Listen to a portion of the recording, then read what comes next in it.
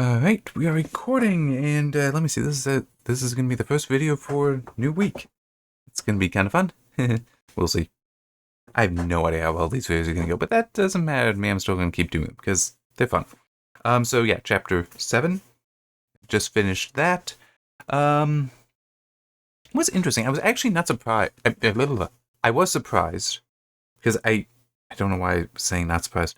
I was not expecting. That's why I was not expecting as much, I guess, meat you could say to this chapter as it actually has. With just enough moving pieces that are actually being described and explained, whereas this section in the movie is, except for one thing, is very straightforward, and that one thing might just be because I watched when I was a kid and didn't fully understand what was being said. But yeah, so this is after Luke and Kenobi have left the cantina, so, excuse me, Han and Chewbacca are talking. It's like, this is going to get us squared away with Jabba and all that, and then Greedo shows up and all that.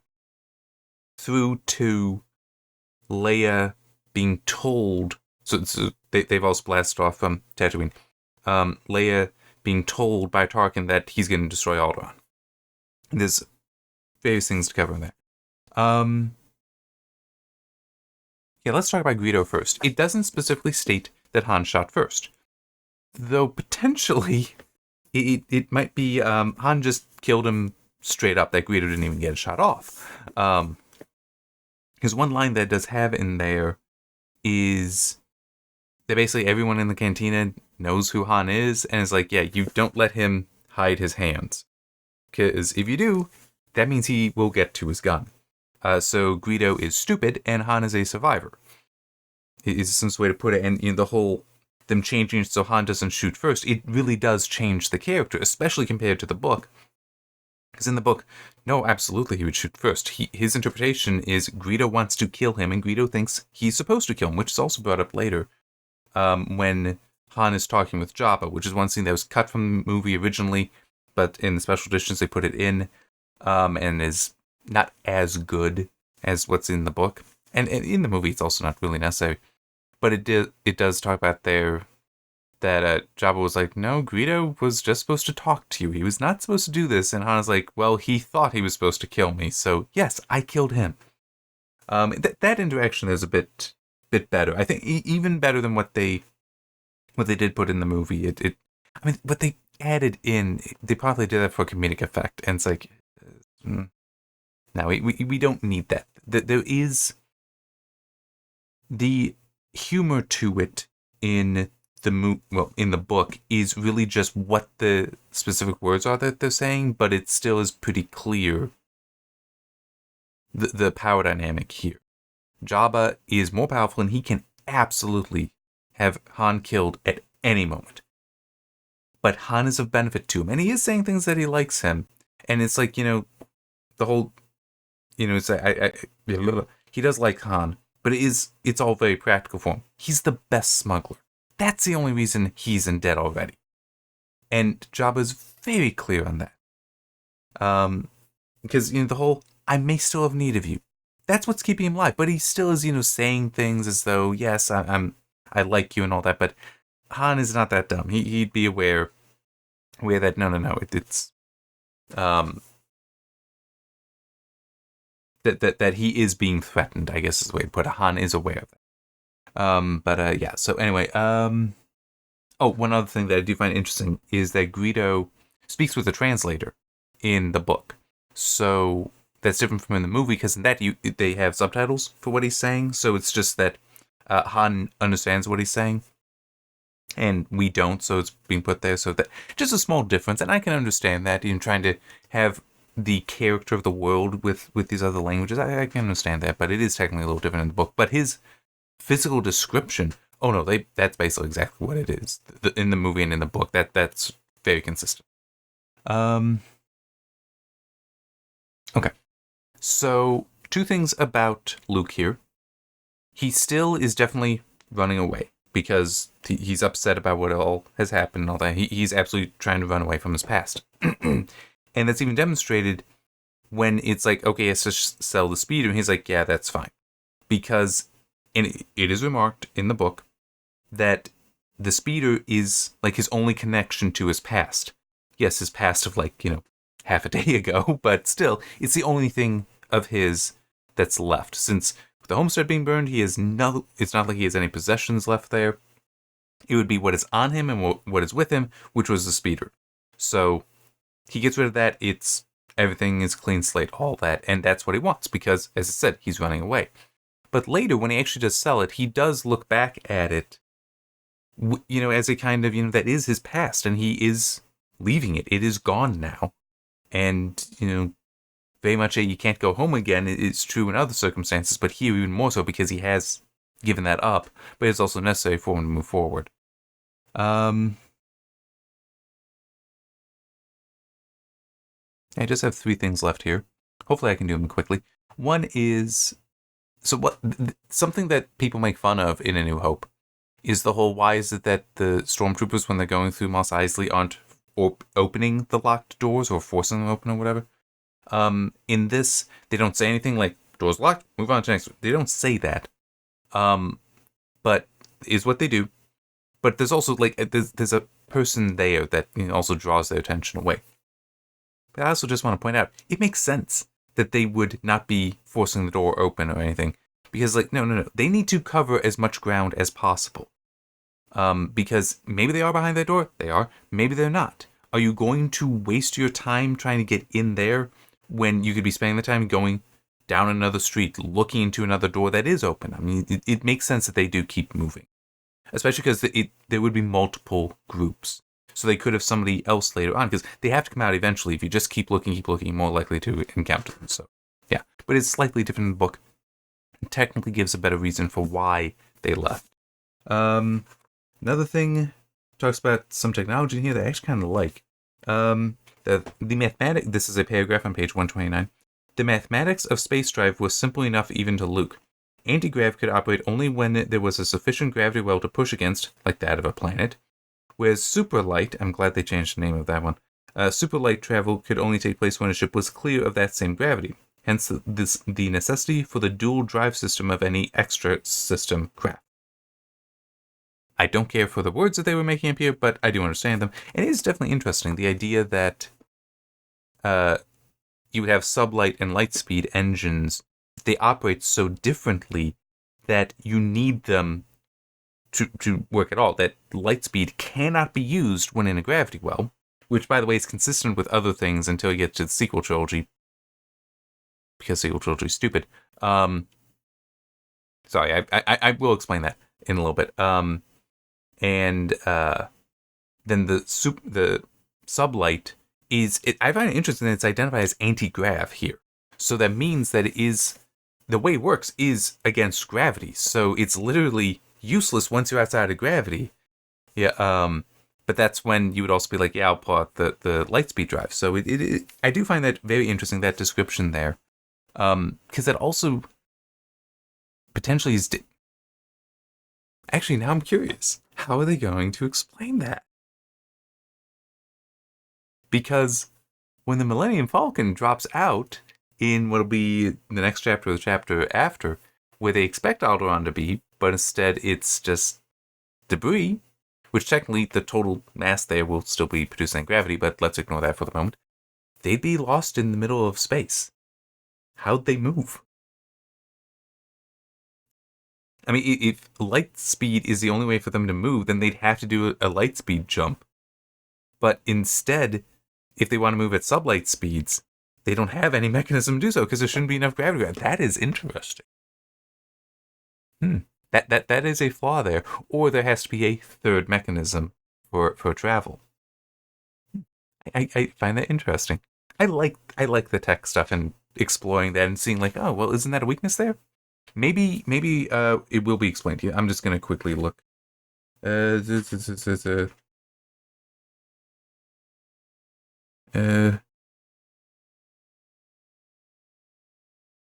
I'm just... Okay. Yeah, so I do believe then... By the way, each chapter seems to be about 20 pages in this formatting.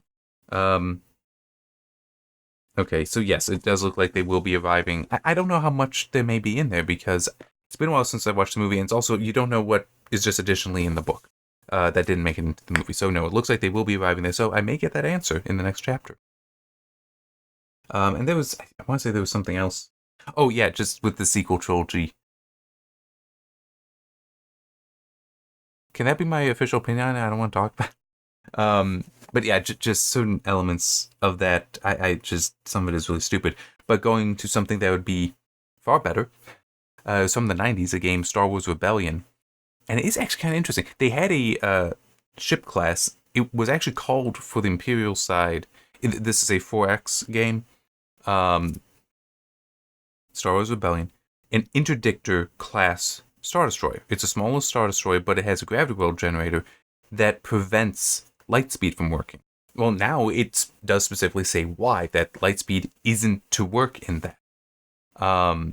So that now makes more sense than just a generic, well, it's hard to use it within a gravity well. It's like, no, the technology can't be. You use a different technology in that situation, which would not be for traveling faster than speed of light. But yeah, that is somewhat interesting. And then that's one reason why with that whole setup in Last Jedi and Rise of Skywalker, it's like what they do in Rise of Skywalker isn't possible, and I once heard that supposedly what they did at the end of Last Jedi, that was in part done to invalidate space battles. It's like, no, it doesn't.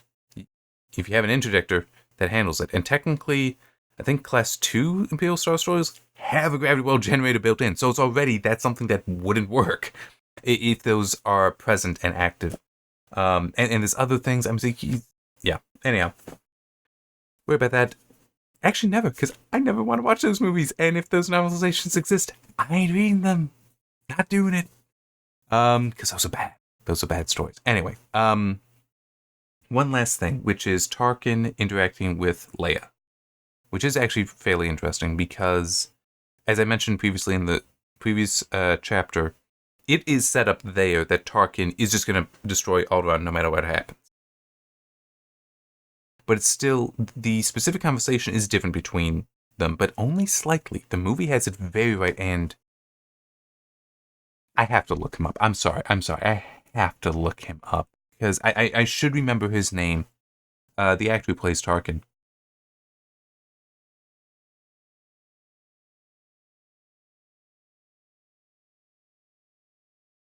Peter Cushing, yes. He did such a good job. I mean, he's a well-written character as well. I mean, he's...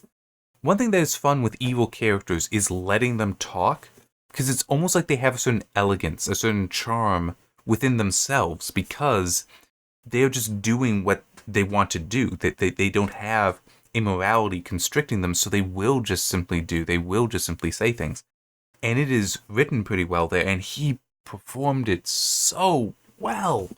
But one line that I actually wrote it in my notes, because it's like, this, again, with the whole morality thing that I just said by accident, it works with this. Because Leia is objecting, because it's the whole, I gave you the name of the planet, why are you still going to destroy Alderaan? And he's explained why. And this is how I said, watching as a child, I have set in my mind what it is, why he says that Dantooine is too remote. No, it is explained in here better. But let me give this quote first. The only words which have meaning are the last ones spoken. So he's basically saying that, yeah, I lied to you, but what I'm saying now, which is telling them to blow up the planet, that's what matters. And it's just like, jeez. I mean, he is mentally tearing her apart here. Quite effectively. And there is more to it here as well. Just his explanation for why he's still going to destroy Alderaan and not Dantooine. Yeah, Dantooine is too remote. I always interpreted that in the movie, because I saw it as a kid. That I'm blaming that. Not that I'm just stupid, but I'm blaming that I was young and stupid. It was too remote, as in, it's not a viable rebel base. So, no, I don't really believe it. We'll check it out. But, no, it's explained in here. It's because, yeah, if I blow up Dantooine, who's going to care? Alderaan is so central, so well known. I blow that up. Everybody knows. Everybody cares. No one is going to challenge me once I do that. Dantooine, they don't care about. it is. He is very cold, and as I was saying, that kind of eloquence, that kind of charm, where he doesn't care. He cares not about the action there, not about destroying the planet. He cares about what its meaning is. And so, because this would have a better meaning than destroying Dantooine, and also consider, potentially, he's even saying, that's the rebel base. If I destroy that, they're done. But he is wasting his time and energy to destroy this other planet because of the meaning, because of the significance of destroying that planet because of where it is. It is that kind of eloquence that evil can have, and it can be a lot of fun to write. It really can be. And it feels kind of bad to say that, but it's like, I mean, one thing, I will show you this. This is in The Children of Many Gifts. I got one guy, he's evil. And one thing that I got to do with him was somebody, like, holding hostage, like, I'll kill her if you don't do this. He's like, okay. It's like, all right, so you're letting me go? It's like, no, you can kill her. It's like, why not? Why not have that be the response? It's like, well, he's evil, so I can definitely get away with it because he is evil. But there are other circumstances where I could be like, no, even a good guy would say that because it'll mess with them. Because it will confuse somebody that's like, well, no, I mean, you do that, now you don't have a shield anymore. It's one of the whole things where the threat is what gives you power, but if you just ignore if you ignore the threat, it's like, well, yeah, but if you carry it out, if I call you a bluff, you're done. So it is like, it's a really dumb thing, but it's like, calling it out, but it's easier to do when it's evil because it's like, well, evil guys don't care. Good guys are supposed to, so it is fun to mess with that, and Tarkin is definitely doing a good job. It will be fun continuing to read just him alone. Vader is also interesting. Actually, one thing it does have in here, and I really should be stopping. I just want to see where it is, a specific line. But basically, here it is. It'll be interesting to see what manner of passing Lord Vader has in mind for you. I am certain it will be worthy of you and of him. So it's, and even how he puts it, it'll be interesting to see what manner of passing, not killing, not executing, not to passing. So this kind of calm and nice, you say somebody has passed, you don't say somebody's died, you say somebody's passed. It's like, that's how he's speaking here about her being killed. And also that Vader probably has a plan in mind for this, something that will bring him satisfaction, will be worthy of this leader of the rebellion, worthy of this senator, worthy of this princess of Alderaan. It's like, he is well written, and I like that. It will be fun continuing to see how that goes with him, and then also into the other books, I guess. Yeah, because I'm just thinking, you don't necessarily have Vader somewhat with Empire, but he's already getting kind of established. I don't think you can have that eloquence with him. But potentially Palpatine when you get to Return of the Jedi. This could be fun. This could be real fun. All right, so that has probably been enough blathering. I am enjoying this, and did I have any negative? I don't think I had any negative criticisms for this. Well, except for that one technical one that I thought of while doing this video. Yeah, mostly positive, and I am liking that Luke is continuing to be written as he is running away. I am happy about that because that is keeping the character consistent. The imagination stuff has dropped away, but that makes sense because what he's been slapped in the face so hard by reality, he's not going to be imagining. And he's running away even from that. But that whole instant decision thing that is not here. Which it doesn't make sense. It didn't fit his character before, it didn't fit his character then, still isn't fitting his character, so yeah. But man, is that annoying me that they wrote that line. Alright, I should be stopping. So yeah, I shall see you next time for that's chapter 8, right? Chapter 8. See you then.